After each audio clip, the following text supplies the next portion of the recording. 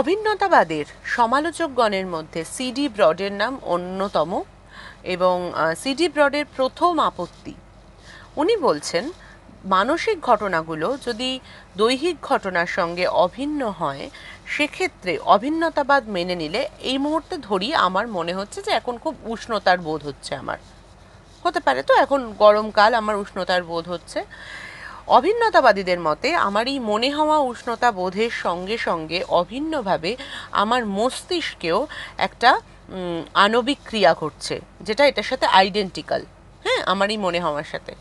সেক্ষেত্রে আমার এই মানসিক ক্রিয়া, যেটা সম্বন্ধে আমার বোধ হচ্ছে যে আমার উষ্ণতা বোধ হচ্ছে, এই বোধ সম্পর্কে প্রশ্ন কীরকম হতে পারে? তোমরা যদি আমায় প্রশ্ন করো, তোমরা প্রশ্ন করবে, ম্যাম এই প্রশ্নটা, আপনার এই যে উষ্ণতা বোধটা, সেটা কি স্পষ্ট নাকি ঝাপসা, সেটা কীরকম, মানে অল্প অল্প বোধ হচ্ছে না বেশি বোধ হচ্ছে? আবার আমার যে ওর সঙ্গে আইডেন্টিক্যাল যে মস্তিষ্কের হয়ে যাওয়া ঘটনাটা, সেই ক্ষেত্রে কিন্তু এই আণবিক ক্রিয়া সম্পর্কে প্রশ্নটা এরকম হবে যে এই আণবিক ক্রিয়াটা কি সচল, মানে খুবই দ্রুত গতিতে হচ্ছে নাকি ধীরে ধীরে হচ্ছে? অর্থাৎ প্রশ্নের বিভিন্নতা হচ্ছে, কিন্তু আমরা মানসিক ঘটনা সম্পর্কে জানতে চাইছি এটা ঝাপসা না স্পষ্ট, আর ওদিকে দৈহিক যে আইডেন্টিক্যাল ঘটনা সেটা সম্পর্কে জানতে চাইছি এটা জোরে হচ্ছে না আস্তে হচ্ছে। এর থেকে প্রমাণিত হয় যে উভয় কিন্তু অভিন্ন নয়, উভয়ে আদতে ভিন্ন। দৈহিক ঘটনা ও মানসিক ঘটনা কিন্তু আদতে ভিন্ন। যদি ওরা একই হতো, আইডেন্টিক্যাল হতো, তাহলে কিন্তু ওদের মধ্যে মানে যে প্রশ্নগুলো করা হচ্ছে, এই প্রশ্নগুলো কিন্তু একই প্রশ্ন করা হতো। এর উত্তরে আচরণবাদীরা যারা সমর্থন করছেন অভিন্নতাবাদ, তারা কিন্তু খুব সুন্দর করে উত্তর দিয়েছেন। সেই উত্তরটা আমি এখন তোমাদের বলবো। সেই উত্তরটা বলার আগে তোমাদের দুটো জিনিসের মানে বুঝতে হবে। একটা হচ্ছে শব্দের অর্থ, আর একটা হচ্ছে শব্দের বাচ্য। ঠিক আছে, শব্দের অর্থ বলতে বোঝায় যে ওই শব্দটাকে বিশ্লেষণ করলে তোমরা যে অর্থটা পাবে সেইটা। আর শব্দের বাচ্য হলো ওই শব্দটা যাকে বোঝাচ্ছে, যাকে নির্দেশ করছে, সেটা হচ্ছে বাচ্য। যেমন সন্ধ্যা তারা ও শুকতারা, সন্ধ্যা তারা ও শুকতারা, এই দুটো শব্দের কিন্তু অর্থ আলাদা। শুকতারা বলতে শুক্র গ্রহকে বোঝায়, সন্ধ্যা তারা বলতে সন্ধ্যের আকাশে ওঠা একটা তারাকে বোঝানো হয়। কিন্তু আমরা যখন বলি সন্ধ্যা তারা হয় শুকতারা, তখন কিন্তু এটাই বলি এদের দুজনের অর্থ আলাদা হলেও এদের বাচ্য কিন্তু ওই একটিই তারা, যাকে আমাদের সন্ধ্যের আকাশে শুকতারা বলে মনে হয়, আসলে কিন্তু সেটা শুক্র গ্রহ। হ্যাঁ, আসলে কিন্তু সেটা শুক্র গ্রহ। অর্থাৎ উভয়ের বাচ্য, যাকে নির্দেশ করছি, সে কিন্তু এক। যেমন দেখো, জলের অপর নাম আমরা বলি জীবন। ঠিক আছে, জল বলতে যে বস্তুটা তৃষ্ণা নিবারণ করে, সেই অপর নাম যে জীবন, সেও কিন্তু তৃষ্ণায় নিবারণ করে। উভয়ের কিন্তু বাচ্য একই, ওই জলীয় পদার্থ, কিন্তু উভয়ের অর্থ আলাদা। এই হচ্ছে বাচ্য এবং শব্দার্থের পার্থক্য। সেই জন্য ওনার যে সমস্ত আচরণবাদী, যারা অভিন্নতাবাদী, তারা বলছেন যে একই শব্দের দ্বারা যে প্রশ্ন করা হয়, সেই প্রশ্নের অর্থ বা বাচ্যার্থ, সেই প্রশ্নের বাচ্যার্থ কিন্তু একই। যেমন যদি বলা হয় যে মানুষ এবং ডানাবিহীন দ্বিপদ প্রাণী, বলতে কিন্তু মানুষকেই বোঝানো হচ্ছে। উভয়ের অর্থ আলাদা হলেও উভয়ের বাচ্য এক, ওরা কিন্তু একই ব্যক্তিকেই, ব্যক্তি মানুষকেই নির্দেশ করছে এই দুটো শব্দ। ঠিক সেই রকম প্রশ্নের ভাষা আলাদা হলেও মানসিক ঘটনা এবং তার সঙ্গে আইডেন্টিক্যাল যে দৈহিক ঘটনা মস্তিষ্কে ঘটছে, তাদের কিন্তু প্রশ্নগুলো আলাদা হওয়া সত্ত্বেও তাদের মধ্যে কিন্তু একটা আইডেন্টিটি আছে, অভিন্নতা আছে, শুধু ভাষাটা আলাদা। তারা কিন্তু যে প্রশ্নগুলো করছে তারা আদতে একই প্রশ্ন, একই বাচ্য তাদের। ওই দৈহিক ঘটনা সম্পর্কে জিজ্ঞাসা করলে মানসিক ঘটনা সম্পর্কে জিজ্ঞাসা করা হচ্ছে, আবার মানসিক ঘটনা সম্পর্কে জিজ্ঞাসা করা হলে দৈহিক ঘটনা সম্পর্কে জিজ্ঞাসা করা হচ্ছে। তার মানে ওরা উভয়ে কিন্তু আইডেন্টিক্যাল, এদের বাচ্যটা যেহেতু এক, এদের শব্দার্থ আলাদা হলেও বাচ্য কিন্তু 1-এর জন্য দেহ ও মনের মধ্যে অভিন্নতা রক্ষার ক্ষেত্রে কোনো সমস্যা দেখা দিচ্ছে না। এখানে মনে রাখতে হবে অভিন্নতাবাদীরা কিন্তু দৈহিক ঘটনা ও মানসিক ঘটনা, দেহ ও মন একে অন্যের সঙ্গে অভিন্ন এই যে বলছেন, হ্যাঁ, এই যে বলছেন, এক্ষেত্রে কিন্তু ওনারা বলছেন যে এদের মধ্যে কোনো যৌক্তিক অনিবার্যতা নেই। এরা যে এরকমটা ভাবাই যায় যে মানে ভাবতে কোনো স্ববিরোধিতা ঘটে না যে মানসিক ঘটনার কারণ অন্য কোনো মানসিক ঘটনা, দৈহিক ঘটনার কারণ অন্য কোনো দৈহিক ঘটনা, মানে এখানে কোনো যৌক্তিক অনিবার্যতা নেই।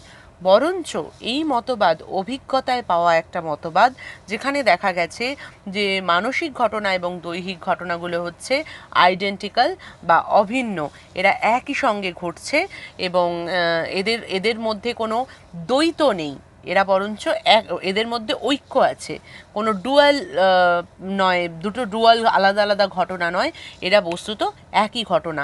এটার মধ্যে এটাকে অস্বীকার করলে কোনো যৌক্তিক স্ববিরোধিতা দেখা দেবে না, কিন্তু যদি এটা কিন্তু একটা অভিজ্ঞতালব্ধ ঘটনা, তো যদি অভিজ্ঞতায় এরকম পাওয়া যায় যে কোথাও একটা দৈহিক ঘটনাটা ঘটছে, মানসিক ঘটনা ঘটছে না, আবার মানসিক ঘটনা ঘটছে কিন্তু দৈহিক কোনো চেঞ্জেস সেক্ষেত্রে হচ্ছে না, এরকম যদি প্রমাণ পাওয়া যায় তাহলেই এই যে থিওরিটা এটা বাতিল হবে, না হলে কিন্তু এটাকে বাতিল করা যাবে না। এবার আসছি দ্বিতীয় আপত্তিতে। দ্বিতীয় আপত্তি হলো এই, দ্বিতীয় আপত্তিতে বলা হচ্ছে যদি বলা হয় এ ও বি আইডেন্টিক্যাল মানে অভিন্ন, তাহলে এ সম্বন্ধে আমরা যদি কোনো সত্য বচন ব্যক্ত করতে পারি তাহলে বি এর সম্বন্ধেও কিন্তু সেই সত্য বচন ব্যক্ত করতে পারবো। এমন হবে না যে এর সম্বন্ধে সেই সত্য বচন ব্যক্ত করতে পারলাম কিন্তু বি এর সম্বন্ধে পারলাম না, কারণ এরা দুজন তো আইডেন্টিক্যাল, তো দুজনের ক্ষেত্রেই আমাকে সেই সত্য বচনটা ব্যক্ত করতে পারতে হবে যদি আমি এ ও বি কে আইডেন্টিক্যাল বলি। এবার দেহ ও মনকে অভিন্নতাবাদীরা আইডেন্টিক্যাল বা অভিন্ন বলেছেন, তাই তো? তাহলে মানে দৈহিক ঘটনা এবং মানসিক ঘটনাগুলোও অভিন্ন। সেক্ষেত্রে আমার যদি এখন একটা তীব্র সংবেদন হয়, তীব্র খুব বড় যন্ত্রণা হতে পারে, এ ধরনের একটা তীব্র সংবেদন হয়, তাহলে সঙ্গে সঙ্গে আমার মন ওই সংবেদনটা হওয়ার সঙ্গে সঙ্গে একটা অনুসংবেদনও কিন্তু প্রত্যাশা করে। সে জানে যে এটা এটা এত ভলিউমের সংবেদন, যেটা সঙ্গে সঙ্গে কিন্তু থেমে যাবে না, এরপরে একটা অনুসংবেদনও ঘটবে, এমন প্রত্যাশা কিন্তু আমার মনের থাকে।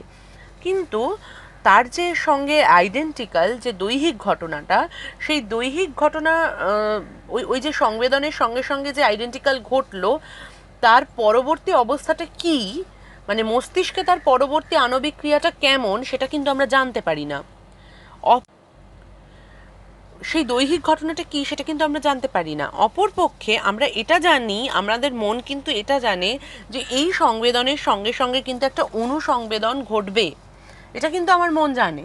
কিন্তু আমার ওই যে ওর সঙ্গে আইডেন্টিক্যাল মস্তিষ্কে যে ঘটনাটা, আণবিক ক্রিয়াটা আগের সঙ্গে সঙ্গে ঘটে গেল, তার পরবর্তী অবস্থাটা কি মস্তিষ্কের, সেটা কিন্তু আমি জানতে পারি না। ঠিক আছে, তো এটাও কিন্তু সিডি ব্রডের মতে যে দেহ ও মনের ভিন্নতাকেই সূচিত করে। এই আপত্তির উত্তরে অভিন্নতাবাদীরা বলেন এই বক্তব্য সর্বৈব সত্য, কিন্তু যখন ওনারা মন ও দেহকে আইডেন্টিক্যাল বা অভিন্ন বলেন, তার মানে তারা এটা বলেন না মানসিক ঘটনা ও দৈহিক ঘটনা সম্পর্কে ব্যবহৃত যে সমস্ত শব্দ সেগুলোও আইডেন্টিক্যাল হবে।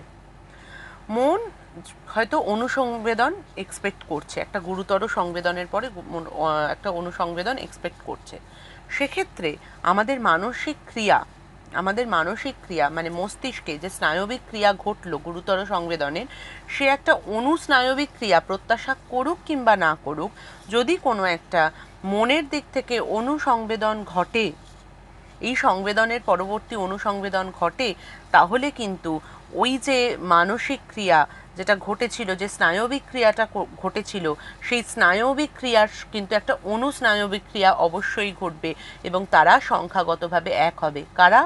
ওই যে অনুস্নায়বিক ক্রিয়া এবং অনুসংবেদন। এরা মন হয়তো অনুসংবেদন প্রত্যাশা করছে, ঠিক আইডেন্টিক্যাল শব্দ হিসেবে কোনো দৈহিক স্নায়বিক ক্রিয়া সে এক্সপেক্ট করছে না, কিন্তু যদি সেটা ঘটে, কোনো অনুসংবেদন মানসিকভাবে ঘটে, তাহলে কিন্তু তার সঙ্গে অনুস্নায়বিক ক্রিয়াও দৈহিকভাবে ঘটবে এবং এরা একে অন্যের সঙ্গে আইডেন্টিক্যাল। আসলে আমরা যে সকল আপত্তির কথা বলছি সেগুলো হচ্ছে কোনো ভাষাগত আপত্তি, যৌক্তিক আপত্তি, ভাষাগত আপত্তি। কিন্তু মনে রাখতে হবে যে এই দেহ মন সম্পর্কিত যে অভিন্নতাবাদ, সেটা কিন্তু একটা অভিজ্ঞতায় পাওয়া মতবাদ, যেখানে অভিজ্ঞতাই মানে সর্বৈব শেষ কথা। হ্যাঁ, সেখানে কিন্তু ভাষার ব্যবহার করে, ভাষাগত আপত্তি তুলে এই অভিজ্ঞতালব্ধ যে মতবাদ দেহ ও মনের, তার কিন্তু আপত্তিকে তাকে কিন্তু ঠেকানো যাবে না। হ্যাঁ, তাকে অভিজ্ঞতা দিয়েই ঠেকাতে হবে। এক্ষেত্রে যে সমস্ত একটু আগে যে দুটো আপত্তি বললাম, দুটোর মধ্যেই কিন্তু দৈহিক ঘটনার সঙ্গে মানসিক ঘটনার যে ভাষাগত তারতম্য, সেটা নিয়ে ডিসকাশন হচ্ছে। এখানে আচরণবাদীরা, যারা অভিন্নতাবাদী, তারা বলছেন যে এখানে এদের মধ্যে কোনো ভাষাগত তফাতের আলোচনাতে আমরা যাচ্ছি না। এখানে ভাষাগত তফাত হতেই পারে, সেটা নিয়ে তাদের মাথা ব্যথাই নেই। তাদের মাথা ব্যথা হচ্ছে ওই দৈহিক ঘটনার সঙ্গে একটি মানসিক ঘটনা, আবার ওই মানসিক ঘটনার সঙ্গে দৈহিক ঘটনার যে আইডেন্টিক্যাল ক্রিয়া প্রতিক্রিয়াটা হতে থাকে। মানে দুটো ক্রিয়া, প্রতিক্রিয়াও কথাটা ভুল, কারণ প্রতিক্রিয়া তো ক্রিয়ার হয়। দুটো ক্রিয়া একই সঙ্গে ঘটছে কারণ তারা অভিন্ন, তারা সংখ্যাগতভাবে এক। দৈহিক ক্রিয়াও যা, মানসিক ক্রিয়াও তা, এরা কিন্তু অভিন্নভাবে ঘটে চলেছে এবং সেটা কিন্তু তারা অভিজ্ঞতায় পাচ্ছেন। সেহেতু ভাষার বেড়াজালে এদের কিন্তু খণ্ডন করা যাবে না। এছাড়াও এই দুটো আপত্তি ছাড়াও আরও দুটো আপত্তির কথা কিন্তু আমরা পাই এই মতবাদের বিরুদ্ধে। তৃতীয় আপত্তিটি হলো এরকম: যদি বলা হয় দৈহিক ঘটনা এবং মানসিক ঘটনা অভিন্ন, তাদের মধ্যে কোনো সংখ্যাগত পার্থক্য নেই, তারা আসলেই আইডেন্টিক্যাল, তারা একই বস্তু, দেহ ও মন আসলেই একই বস্তু, সেক্ষেত্রে বলতে হবে এই দৈহিক ঘটনা এবং মানসিক ঘটনার উৎপত্তিস্থল একই জায়গা। মানে এমন হতে পারে না যে আমি এবং অমৃতা চ্যাটার্জি এই দুজন ব্যক্তি এক, অভিন্ন, এবং আমাদের মধ্যে কোনো কালগত এবং দেশগত পার্থক্য নেই, অথচ আমি এখানে আছি এবং আমি একই সঙ্গে শ্যামবাজারে আছি। এটা হওয়া সম্ভব নয়। তো আমি এবং অমৃতা চ্যাটার্জি যদি অভিন্ন হয়, তাহলে আমি যদি এখন এখানে থাকি, অমৃতা চ্যাটার্জিও এখানে থাকবে, তাই তো? এবার দৈহিক ঘটনা এবং মানসিক ঘটনা যদি একই হয়, তারা যদি অভিন্ন হয়, তাহলে যে দৈহিক ক্রিয়াটা ঘটছে, যে স্নায়বিক ক্রিয়াটা ঘটছে, আমার একটা সংবেদন হলো, আমার একটা ব্যথা লাগলো, সেই ব্যথাটার সঙ্গে সঙ্গে যে সংবেদনটা ঘটছে, এই সংবেদনের ফলে যে মানসিক ক্রিয়াটা আমার মস্তিষ্কে ঘটছে, তাহলে আমার এই যে মানসিক ব্যথা বোধ, সেটা কি সেই মস্তিষ্কে অবস্থান করে? যদি আমার দৈহিক ঘটনা ও মানসিক ঘটনা আইডেন্টিক্যাল হয়, তাহলে আমার এই যে ব্যথা বোধ, সেই ব্যথা বোধটা কিন্তু মস্তিষ্কে অবস্থান করবে ওই স্নায়বিক ক্রিয়ার সঙ্গে। কিন্তু এটা যে ঘটেই, ওই মস্তিষ্কেই যে ওই বোধটা থাকে, মানসিক বোধটা থাকে, এ কথা কিন্তু আমরা অর্থপূর্ণভাবে বলে উঠতে পারি না। এই মুহূর্তে যদি আমার এখানে একটা ব্যথা লাগে, এরম জায়গায় একটা ব্যথা লাগে, সেই ব্যথাটা আমি এখানেই অনুভব করি, সেই ব্যথাটা আমি আমার মস্তিষ্কে অনুভব করি না। অথচ দৈহিক ঘটনা এবং মানসিক ঘটনা যদি এক হতো, অভিন্ন হতো, সংখ্যাগতভাবে এক হতো, তাহলে কিন্তু বলতে হতো আমার এই বেদনাবোধ এবং ওই স্নায়বিক ক্রিয়া একই স্থানে অবস্থান করছে। সেটা কিন্তু আদতেও হয় না। দুটি বস্তু এক ও অভিন্ন, এটা যদি বলতে হয়, তাহলে কিন্তু তার আবশ্যিক শর্ত হলো এই: উভয়কে একই স্থানে অবস্থিত একথা বলতে হবে। তাদের মধ্যে কোনো দৈশিক পার্থক্য কিন্তু থাকা যাবে না, কালিক পার্থক্য থাকা যাবে না। সেই জন্য যদি সেক্ষেত্রে যখন আমার মনে কোনো চিন্তার উদ্রেক হয়, আমি যখন কিছু ভাবছি, আমার যখন কোনো মস্তিষ্কে কোনো চিন্তা প্রবাহ চলছে, একটা স্নায়বিক প্রবাহ চলছে, সঙ্গে সঙ্গে কিন্তু আমাদের কোনো একটা মানে সেই চিন্তাটা দেহের কোন স্থানে অবস্থান করছে, সেই চেতনার প্রবাহটা দেহের কোন স্থানে অবস্থান করছে, সেটা যদি প্রশ্ন করা হয়, আমরা কিন্তু সুনির্দিষ্ট অর্থ করতে পারবো না। অ্যাকচুয়ালি ওই চেতনা প্রবাহ মস্তিষ্কেই প্রবাহিত হয়, আমার দেহে প্রবাহিত হয় না। অর্থাৎ এখান থেকেও প্রমাণিত হয় যে দৈহিক ঘটনা এবং মানসিক ঘটনা কিন্তু একেবারে আইডেন্টিক্যাল এ কথা বলা যাচ্ছে না, কারণ দুটো একই সঙ্গে একই জায়গায় ঘটছে না, একই জায়গায় অবস্থান করছে না।